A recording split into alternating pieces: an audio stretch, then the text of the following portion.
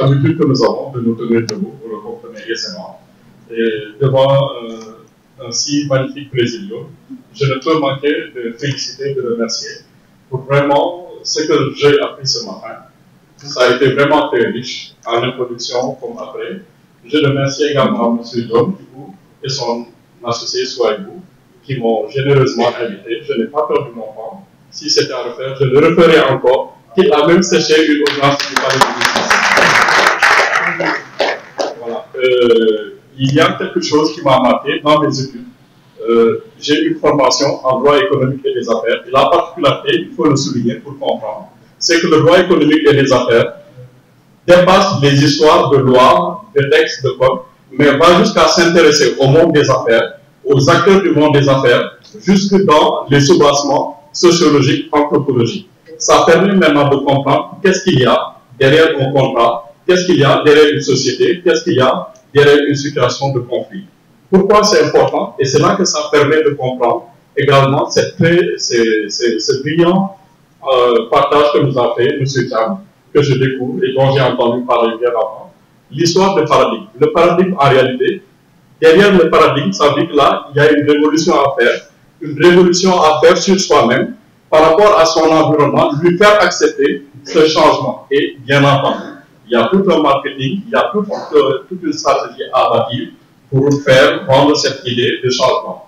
Bien entendu, il y a cette histoire très célèbre des singes avec l'échelle et les bananes, que certains connaissent certainement. C'est des singes qu'on avait mis très rapidement dans une salle, et il y avait un système d'échelle et d'arrosoir.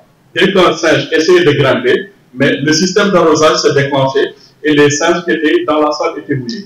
Chaque fois qu'un singe le faisait, ça se reproduisait. On a changé quelques singes. Les singes qui arrivent, dès qu'ils arrivent, le premier réflexe, essayer de monter sur l'échelle, ils sont arrosés. À un moment donné, les singes qui étaient dans la salle ont été entièrement changés. Et ce qui s'est passé, c'est que les nouveaux singes qui arrivaient, dès qu'ils essayaient de grimper, les autres les tapaient. Mais en réalité, ces singes ne savaient pas pourquoi ils tapaient. C'est ça, en réalité, qu'il y a derrière l'idée de paradigme.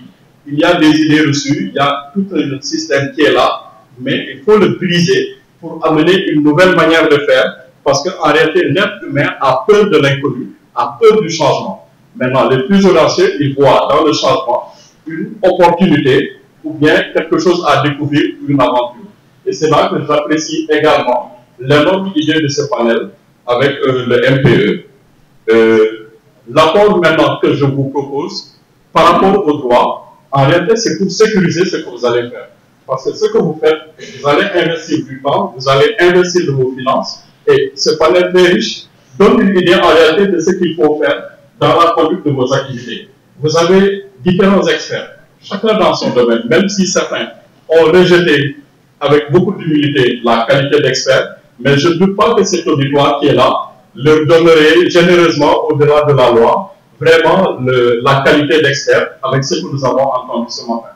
Donc, en ayant des compétences diversifiées, cela permet maintenant d'avoir une vue la plus globale, à défaut d'être la plus entière, d'avoir en tout cas ce qui se rapproche de plus de la minimisation du risque dans la gestion de l'activité de l'entreprise.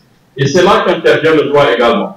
Parce qu'il y a d'abord cette idée, il y a ce rêve qu'on concrétise par une activité, mais il faut le sécuriser comment? On a de bonnes intentions, mais il y a derrière un contrat, des emails, des lettres, même des messages WhatsApp, qui à un moment donné, et je le rappelle souvent à nos clients, ne prenez pas à la légère ces messages que vous envoyez à vos partenaires, même si c'est par WhatsApp, comme on le dit dans les films nord-américains, et c'est une réalité, tout ce que vous direz pourrait être tenu contre vous devant un tribunal.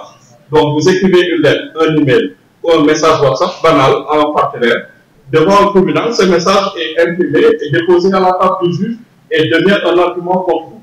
Et c'est là que le cabinet d'avocats intervient justement pour traduire en droit ce que vous avez comme idée, pour le traduire en langage juridique également, en anticipant sur des possibles contentieux, pour faire en sorte que justement vos intérêts soient le mieux défendus à travers un contrat rédigé avant d'être signé, à travers des lettres que vous allez émettre avant de les transmettre, que cela passe par un avocat. Et je le rappelle souvent à nos clients, en prenant l'exemple des banques, quand une banque vous envoie un contrat ou une lettre, mais ce qu'on ne voit pas derrière, c'est qu'il y a un ou plusieurs cabinets d'avocats qui ont déjà travaillé sur cette lettre, sur ce contrat depuis des années, à tel point que maintenant, c'est devenu vraiment dans la procédure bien encadré. Vous avez le contrat, vous avez la lettre de mise en demeure et tout le reste. Vous voyez l'enquête de la banque.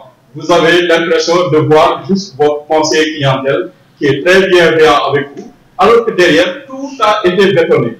De telle sorte que lorsque vous arrivez maintenant en contentieux, à la limite, il n'y a pas beaucoup de chance, sauf maintenant le génie d'un avocat avec les procédures pour trouver soit quelque chose qui puisse retarder ou négocier, et c'est cela également l'avocat. Ce n'est pas forcément une cause perdue d'avance, mais même quand on se rend compte que c'est perdu d'avance, justement, le génie de l'avocat, c'est de pousser son avocat, son client, à négocier pour trouver un terrain d'entente qui pourra permettre de continuer de travailler et éviter d'asphyxier, de tuer son entreprise.